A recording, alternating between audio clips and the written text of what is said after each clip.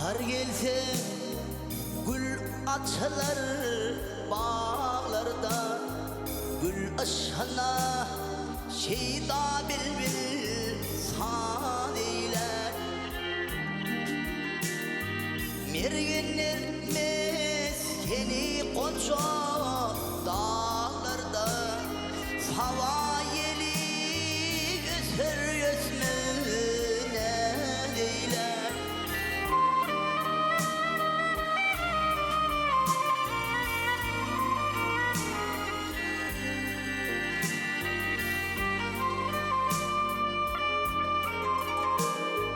Bahar gelse uçur belin dipesi, küküyür bar kurur güllerin isi.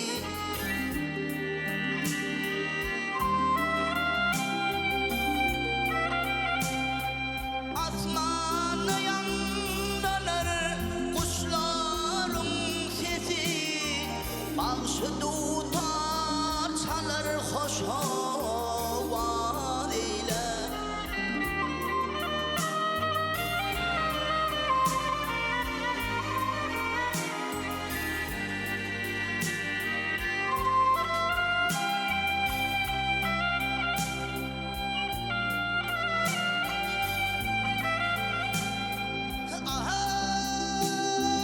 Bahar gelse coşa gelir bulaklar,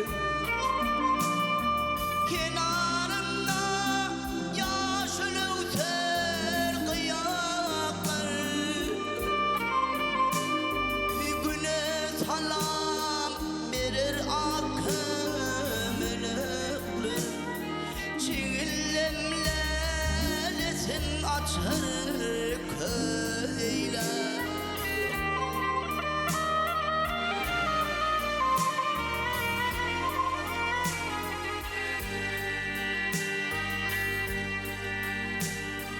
Bahar gelse sayrar şahirin dili, aşık mağşuğuna bahşeder gülü.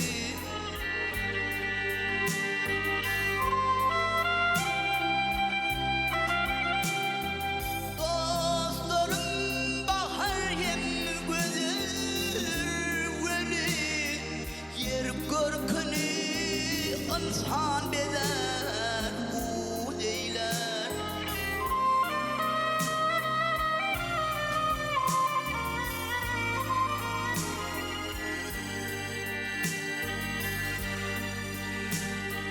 Yer görkünü insan beder.